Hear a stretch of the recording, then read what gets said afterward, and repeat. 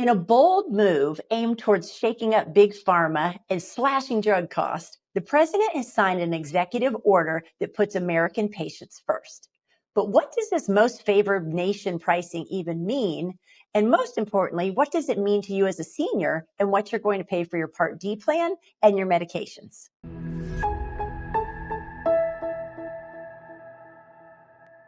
Hi, I'm Erika Smiley with MedicareSchool.com, and in this video, we're going to look at how Part D drug plans work, who pays what. We'll also look at this executive order and what it could mean for cost. We'll look at what the industry experts are predicting will come out of this executive order, other drug cost reducing efforts that we've seen in the last few years, and most importantly, what is this going to mean to you as a Medicare beneficiary? Is there anything at all that you need to do? So first of all, let's look at how these Part D drug plans work and the different phases in each plan. So all plans are going to have three phases, and these are the deductible phase, the initial coverage, and the catastrophic phase. Now, of course, we've got a lot of people chipping in here and who is paying for these medications. So some of the payers are us as patients. Then we have Part D plans. So the insurance company is paying a portion of this. When we get to certain levels, Medicare is also paying a portion. And we also have the pharmaceutical manufacturers who are paying a portion as well. So let's start with the deductible phase. So your drug plan is going to have a deductible. So it could be $150, it could be $500, but in 2025, that deductible can be no higher than $590. Now, in this phase, the patient is responsible for 100% of the cost of medications. Now, you see there I have tier 1 and tier 2 are often exempt from the deductible. All drug plans are going to have what are called formularies, and these formularies classify the drugs tier 1 through tier 5 from the least expensive, being preferred generic, to the most expensive, tier 5, which are specialty drugs.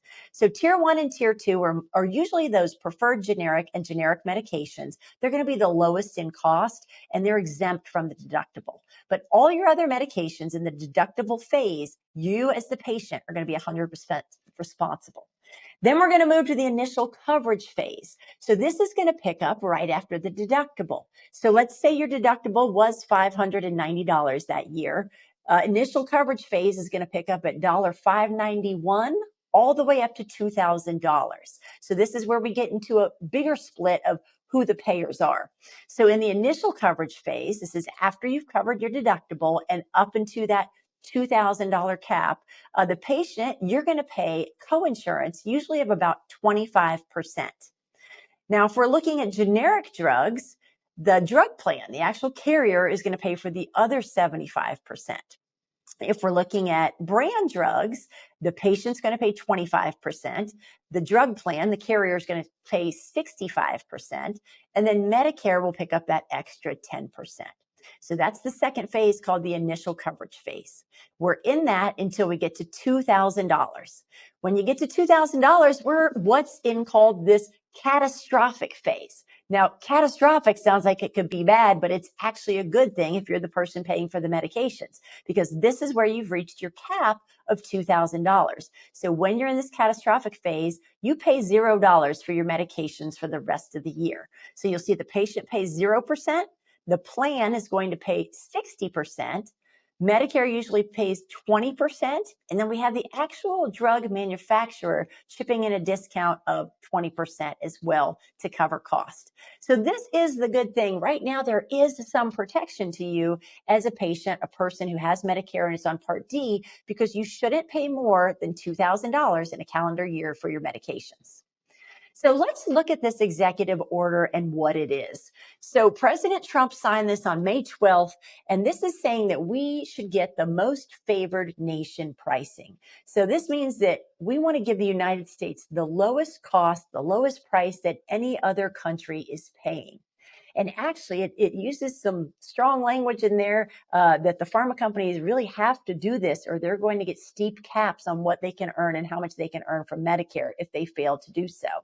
President Trump claims that some prescriptions and pharmaceutical drugs, you will see the prices reduced almost immediately by 50 to 90%.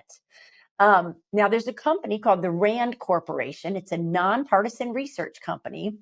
And it reported to the Department of Health and Human Services that United States currently pays nearly 3 times more than other developed countries for pharmaceuticals. These are the same medications made in the same laboratories. So why are other countries paying so much less? And it's not like these are third world countries. These are developed countries that are compared to the United States.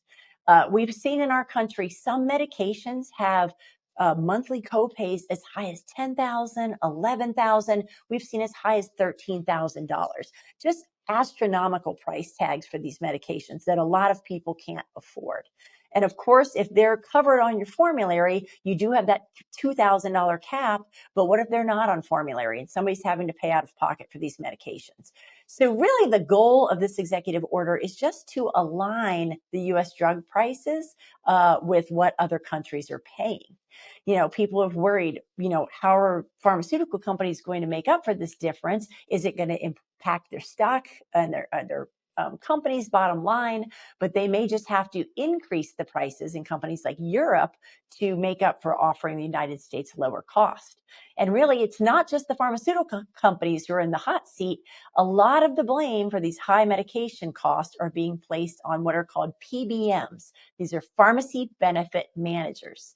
And these are kind of the middlemen who are between the drug manufacturers and the insurance companies and the carriers. So let's look at some of the costs. A common drug, Ozempic. Everyone now knows of Ozempic. It was before a drug for diabetic people who had diabetes. But since they discovered it helps people lose weight, it's become widely written for weight loss. And you can see here the different costs in different countries. So in the United States, the average monthly cost for someone to get Ozempic is $936. Now we look at other countries. We have Japan. The average monthly cost is $169. In the UK, the average monthly price is $93. In Australia, the average monthly price is $87. And in France, we look at like $83 as the price tag. So obviously a huge difference in what the United States and Americans are paying for these medications over other countries. Hey, if you found this video helpful, do us a favor. Go give us a like. We always appreciate it. And subscribe so you don't miss out on any of those future videos. And leave us a comment. We'd love to hear what you have to say. We love to answer any questions you have. That's what it's here for. So drop us a comment below. So let's look at some of the past efforts to reduce medication cost. There's been some things that have happened the last couple of years. So first was the Inflation Reduction Act of 2022. So this has really laid some good groundwork to make advances in lowering these costs of medications. If you're familiar with Medicare, you know that in 2025, the donut hole went away. And that's when this $2,000 annual cap came in, where that's the max that a Medicare beneficiary is going to pay for their medications in a calendar year. Now, there used to be a 5% coinsurance you had to pay when you got to that catastrophic phase. But if you remember, we just looked at that catastrophic phase and now you pay $0. So that 5% coinsurance went away. One of the other things that really was a good benefit to a lot of people, in 2020, there was a senior savings model that was put together. This was a pilot program that helped out Medicare patients who had diabetes. And what this did, this put a cap on what you could charge for insulins each month. If the insulin's covered on formulary, you can't have any higher than a $35 copay per month for a month's supply of insulin. Now, this Inflation Reduction Act, it's given the Department of Health and Human Services the ability to be able to negotiate prices for some of these higher medications. So some of these medications may sound familiar. You may be on one or even more of these medications. Some of the more pricier ones are Farxiga, Jardiance, Januvia, Enbrel, Eliquis, Xarelto, Entresto, and Imbruvica. These are some of the ones that have really hefty price tags. And it's been reported from the Department of Health and Human Services that starting in 2026, we should see anywhere between a 38 and 79% price reduction on these medications. So in addition to paying your monthly copays for your medication, the other costs to seniors are their Part D plans, right? So what are you paying for your monthly premium for your Part D plan? So this is a chart that looks at the prices all the way back to 2006, all the way to 2025. And surprisingly, with other things we've seen and other rates of inflation, these have stayed pretty stable. So according to this chart, In 2006, the average person on Medicare paid about $26 for their Part D drug plan. Now in 2025, the average price is about $45 for a Part D drug plan. Now keep in mind, depending what medications you're on, some people may have a drug plan that's $0 premium. I've seen other ones as high as maybe $133 a month for that drug premium. So the Part D premiums have not gone up a ton over the last 20 years. You'll see the average is about $45, but it will be interesting if the government's going to save a bunch of money. President Trump said they could save trillions of dollars by getting these pharmaceutical prices reduced. Is that money just going to be saved by the government, or are they going to pass that through to the beneficiaries and the people who are on these medications? So it'll be interesting to see if the Part D premiums go down over the next few months to a year, if this executive order really takes place. So what are some of the industry reactions and concerns? Well, of course, as you can imagine, Big Pharma is generally opposed to pricing reforms. So they argue that forcing lower prices is going to hurt their profits, which could impact innovation and research and their efforts to develop new medicines. Now, some of the experts warn, people are thinking, wow, we're going to save money on medications, but these savings may not be passed directly to consumers, at least not right away. This definitely could reduce the amount the government pays to administer these Medicare benefits and the prescription coverage. So hopefully the consumer will see these Part D premiums and their medication prices go down. It's probably going to be a smaller subset of people who are taking these expensive medications for chronic conditions. They're going to see the financial impact more direct. So what can you do? Is there anything you really need to be doing to get the benefits of this executive order that take place? Really, the changes may not affect most retirees immediately, at least not right away. If you do have significant Medicare prescriptions, if you're on one of these medications with a higher copay, just stay informed. Keep an eye out on things. I would say definitely check your emails, check your mailbox for things from CMS. If there's any changes, they're going to communicate it and let you know. One thing you could do and you should do is always review your Part D plan. So there's a time of year called AEP. This is the annual enrollment period. And this is from October 15th to December 7th. And this is a window where you can shop those drug plans and change your drug plan. Now, keep in mind, any change you make from October 15th through December 7th, that's going to kick in for the next year. So those changes would take effect on January 1st of the next year. But you may want to look at these plans because they change their formularies sometimes. Maybe your formulary has changed. Maybe you can find a plan that has a lower premium every month. So you should shop these drug plans annually. And if you work with us at Medicare School, our guides actually set you up with a software where we give you a login where you can go in and you can change the medications that you're on. You can even look at different pharmacies.